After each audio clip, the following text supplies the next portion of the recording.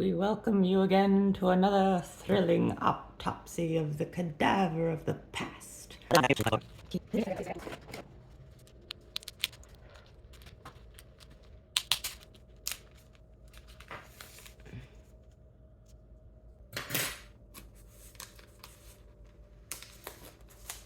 If you didn't join us the last time we uncovered this book,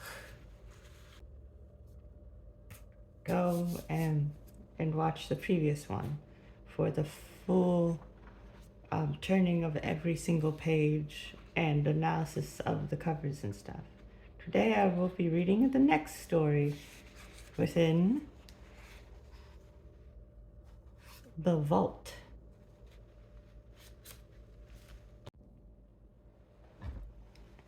Let's see. Now it's time for a jolt into the vault of horror. Creeping. Oh, I'm sorry. This story is called This Trick'll Kill You. Trickle. This is from. It's a story in the Vault of Horror collection? I am unfamiliar with it, such a thing. Anyway, a jolt from the Vault of Horror creeps. This is your Vault Keeper. Okay, so we have the Crypt Keeper, the Vault Keeper. Who's next? Ready to relate this blood-curdling tale from my collection. So come in, sit down on that blood-stained hotel room rug, and I'll tell you how it got that way. I call this sickening sojourn into the screaming semi-darkness of sordidness. This trick'll kill you. And there we have our narrator and the splash page. Evans and Kemet.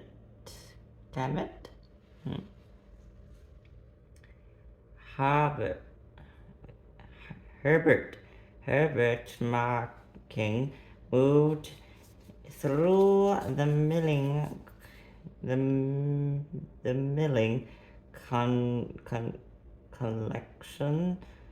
collecting crowds, mopping his perspiration bathed face, the blazing Indian sun. Can we just do one of these stories without any colonization?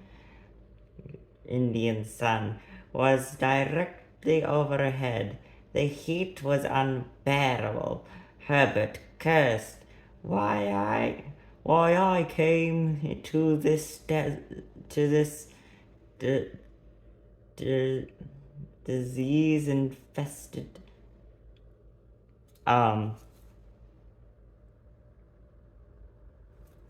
you can see it for yourself. HE double hockey sticks. Hole, I'll never know. I haven't.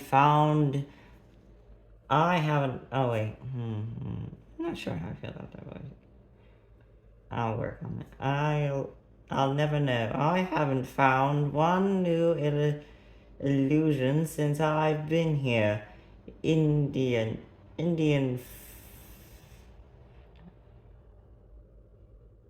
fakers? Bah.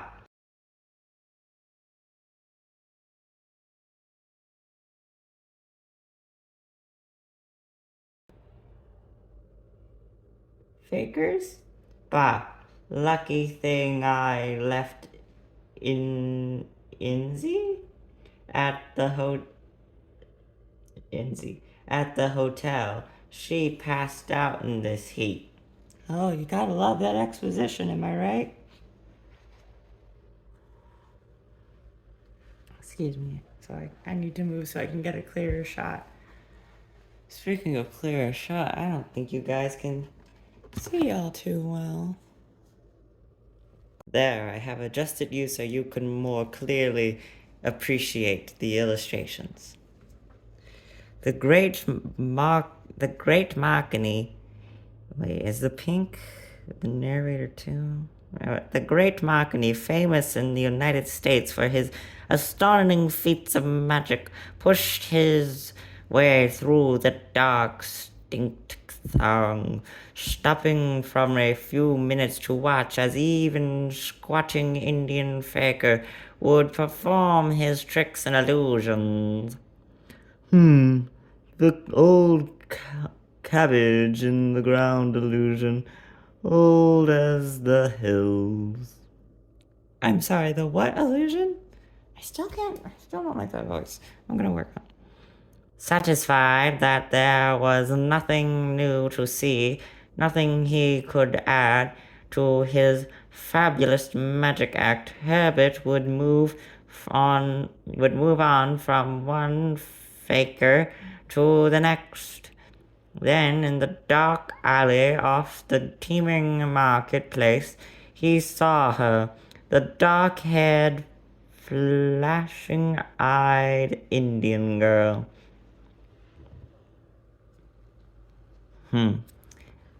Hello, what's that? Hello, I like that voice.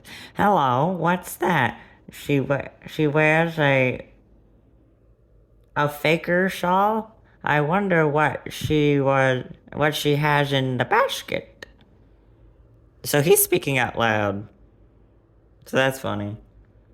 Herbert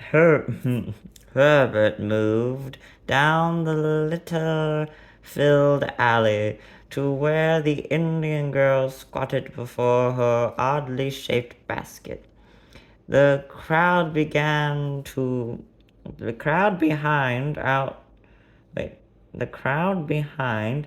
out in the marketplace seemed to fade from earshot. The girl looked um, up at Marking and smiled.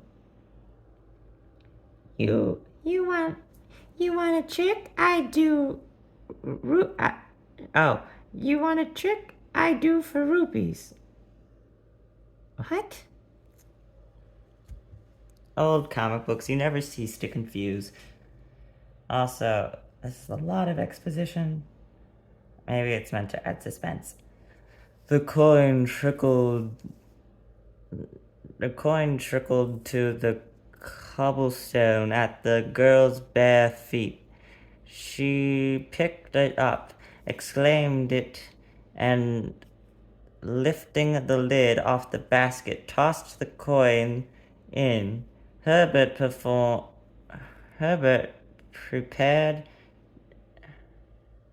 peered down inside the basket and lay a coil of heavy rope and old and frayed.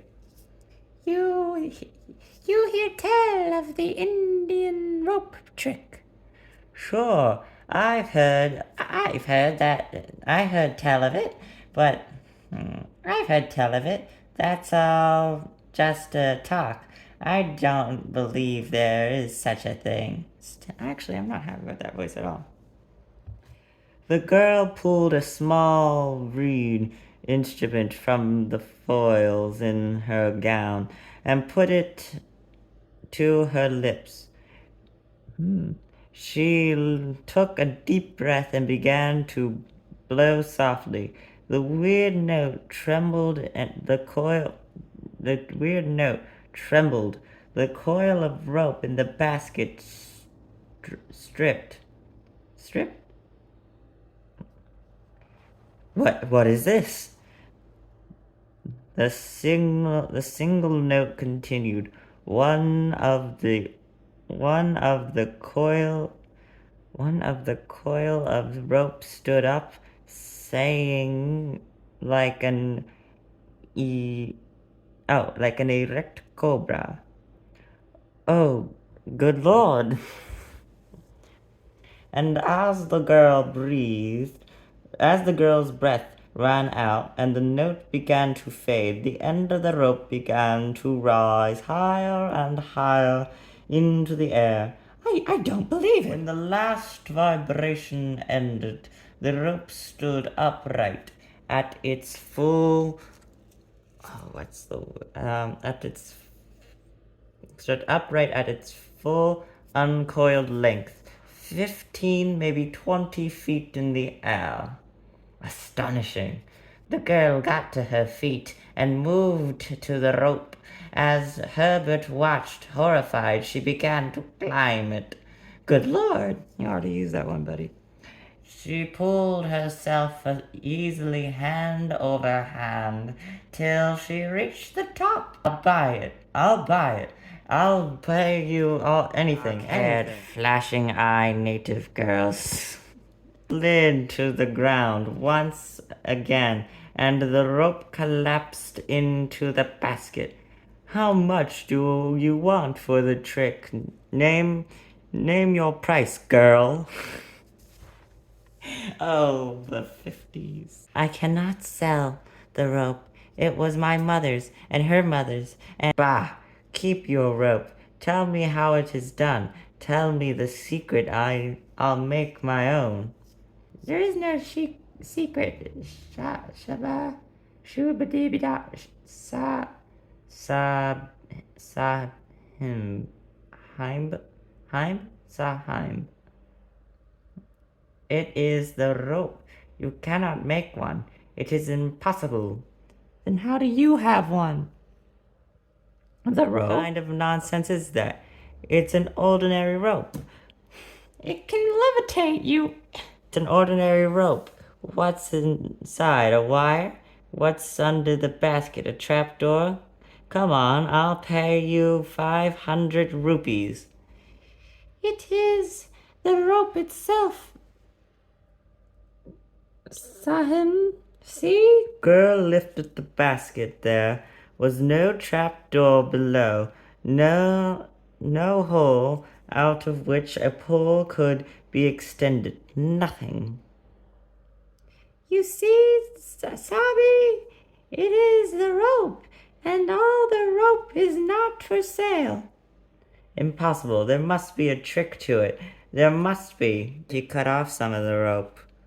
Or you guys could, like, unfray it. You get one half, she gets the other.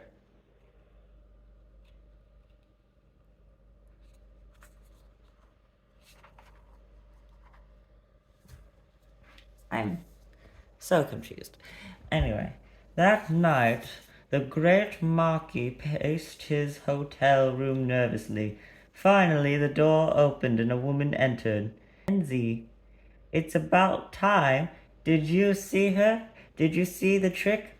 I saw her, and I saw the trick. We knocked him dead. Oh, wait. We'd knock him dead in the States with that one. Could you buy the secret rope from her, Enzi? Did she tell you how it's done? I couldn't make any headway either. She gave me the same line she gave you. She said that it was the rope and no gimmicks, and she wouldn't sell the rope. Enzi? Wait, what? No, Enzi, I want that trick. I've got to know how she does it. Take it easy, Herb. She'll be here any minute. Be here? She's coming here?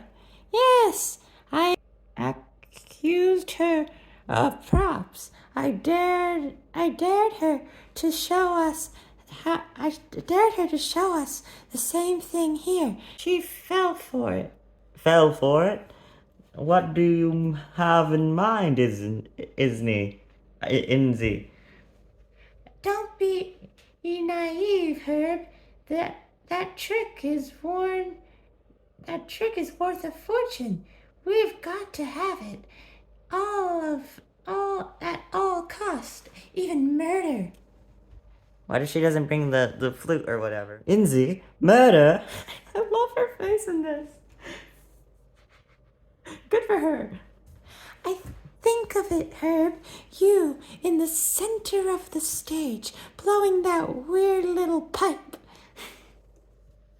And me in a sink it? You'll have to excuse me, I'm dyslexic.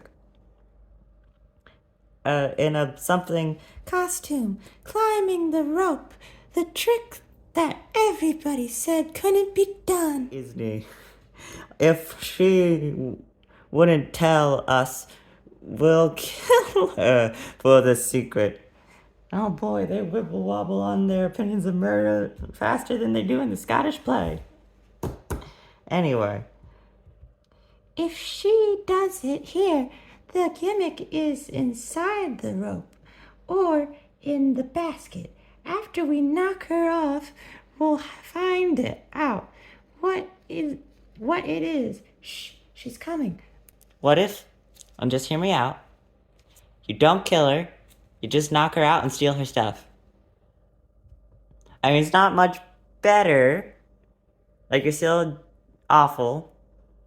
But if you're so dead set on this, maybe think of some alternatives to, bumping an innocent woman off. But what do I know? There was a timid knock on the hotel room door. Herbert swung it open. Come in, come in. Ah, I see you have the basket. You are the man I performed for this afternoon. Yes, my name is Markin. In the United States, I am a famous magician. This is my wife, Isney. Okay, so that's how they're related to each other. I wasn't sure if they were just colleagues or not. The lady that invited me here, she said I would not be able to make the rope rise here. That fan's very ominous. I'm thinking maybe one of them's gonna climb the rope and get their head sliced off. Place your bets now, people. That's right, honey. I think you've got some wire arrangement in that alley back there. I told you both. It is the rope, nothing more. Watch. The girl placed the basket on the floor of the room. Then she took out the cursed reed instrument and began to blow the weird note. Filled the room. The rope began to rise. It's in the basket, Herb. The gimmick must be in there or in the rope. I'll get her. Suddenly, the weird-sounding trembling note was cut short. The rope collapsed. Herbert's powerful fingers held the Indian girl's neck in a vice-like grip. Don't let her scream, Herb. I won't. The throttled native girl's body went limp, and she slid in the floor. She's dead. Come on, let's look at that rope. The murderers rushed to the collapsed rope lying on the hotel room floor, on the hotel room rug. Herb searched and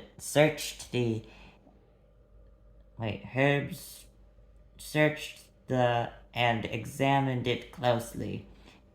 Isney picked it up. Basket. What? The rope. The rope. It's not hollow.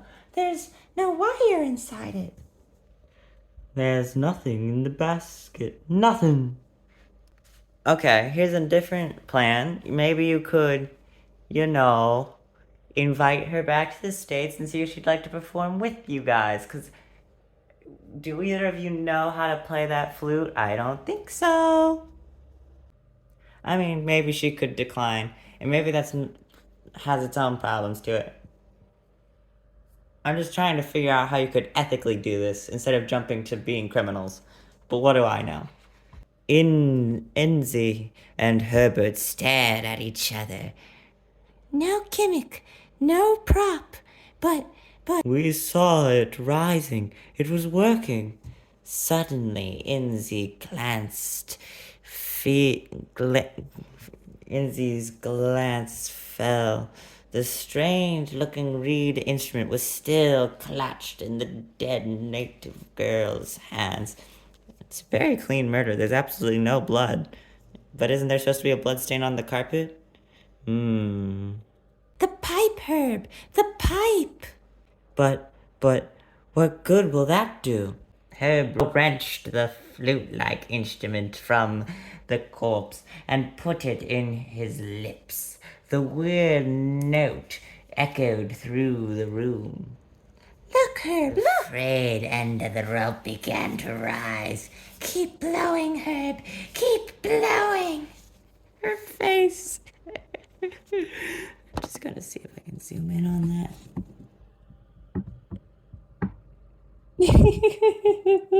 She's terrifying.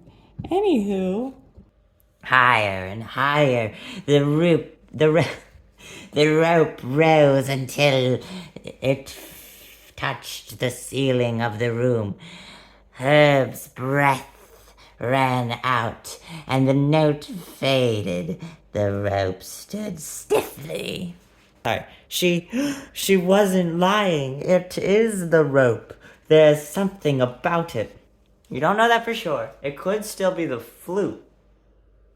You could have experimented with this, but whatever. We've got a gold mine, Herb, a gold mine. No, what you got is a rope and a rope and a flute. He moved to the rope. She closed her hands around it and began to pull herself up. It holds me, Herb. I can climb it. Well, knock 'em dead, isn't he? Just wait till we get back to the States. Isney had reached the top of the rope. Suddenly her face was contorted in pain. Her eyes bulged in horror. Herb, Her mocking stared at the spot near the climbing where Isney had began. She simply vanished. Her hysterical shriek came from very far away. Isney, where are you? Suddenly, a wave of nausea swept over the great mocking. Objects ran down from nowhere about him, falling to Galaxian hotel room floor. Horrified objects, quivering, piercing of Isney's body. Isney, yeah! Rope curling upward, the faded end still in the basket whipped outward, wrapping around Herb's neck. Ah! And suddenly, the rope continued to rise until... Why are you holding the rope? Why? The complaints of neighbors brought the manager to the Calacant Hotel, to Herbert and Isney's mocking room. He found the master magician hanging from a rope, swaying crazily. The rope ended at the ceiling, apparently unattached. Good Lord! That about wraps it up, kiddies. Nearly knotted. When they tried to cut the poor Herbert down, the rope just collapsed, and he fell to the floor. And Edmund Isney's dismembered remains remains. As for the Indian girl, they could have given her a name. Just give her a name. I know I would have had trouble pronouncing it, but this just feels wrong. Anyway, as for the Indian girl, they found no trace of her. What happened to her body? Next time you're in Galacton,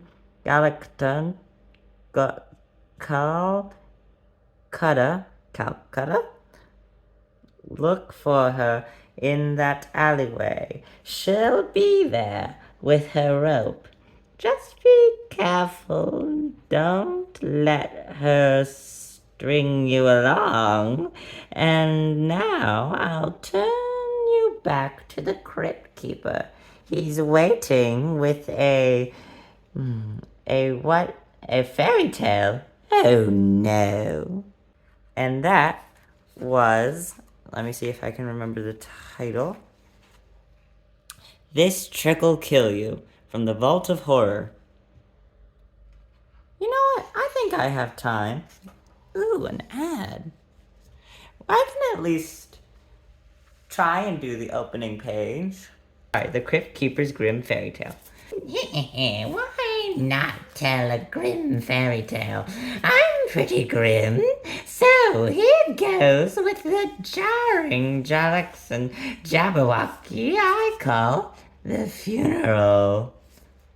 Jack Cameron. Is he the illustrator or the author? We can look it up later.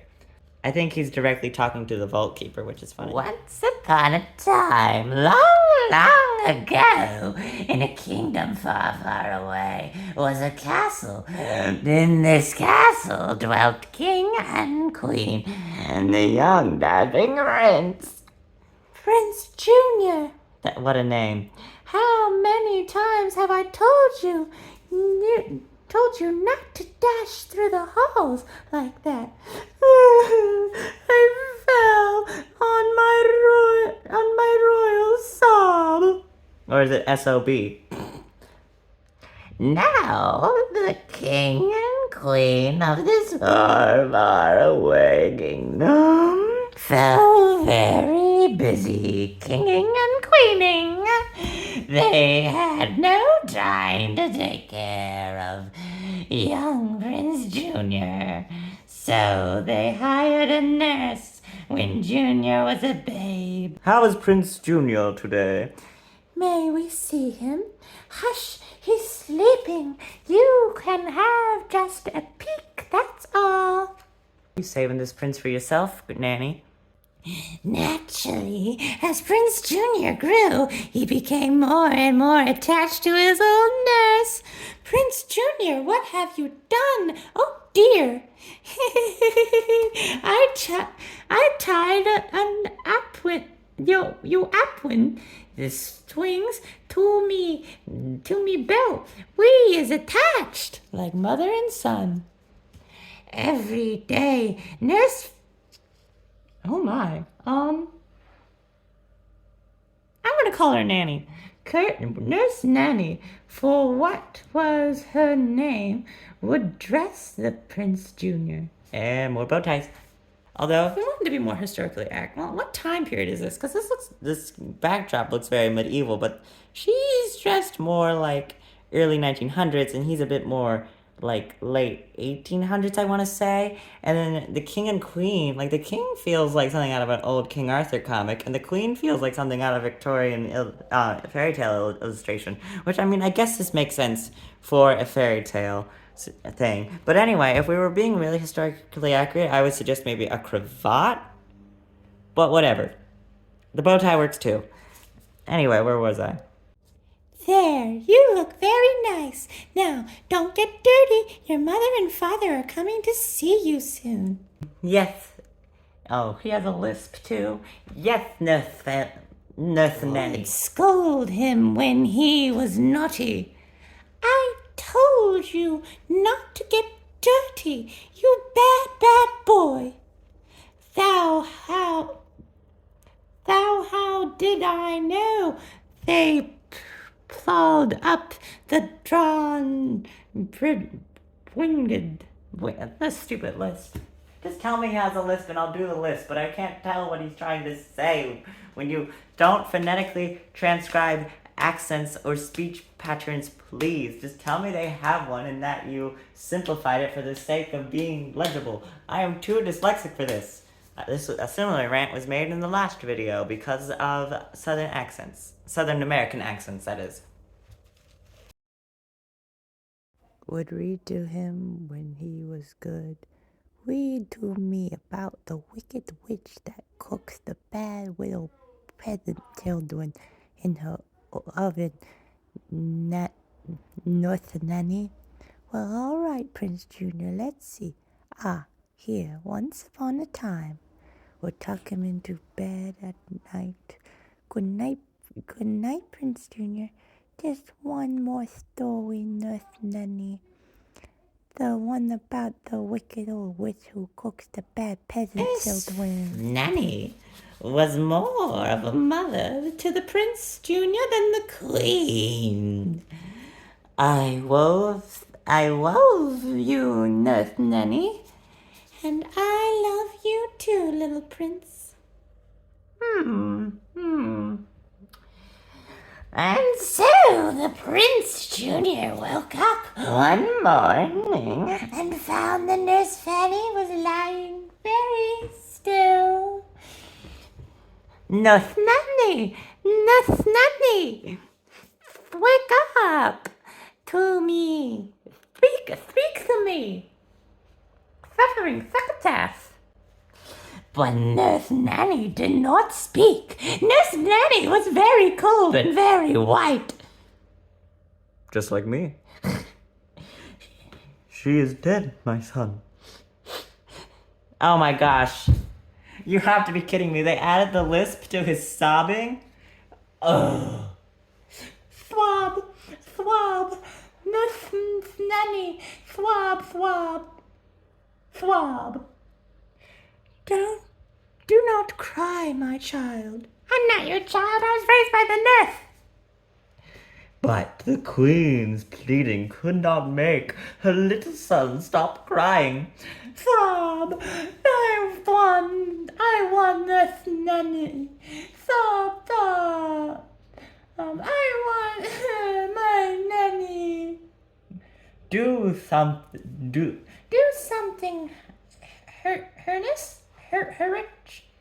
Highness? No, that's not. Henrik. Do something, Henrik. His little heart is breaking. So what can I do? It's not like he can raise the dead. Oh wait, this is a work of fiction within a work of fiction, so you know.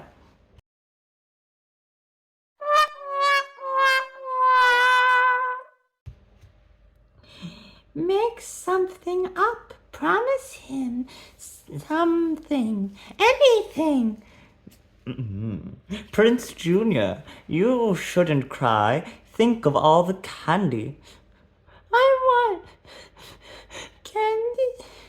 What candy? At the funeral. Funeral? What is that?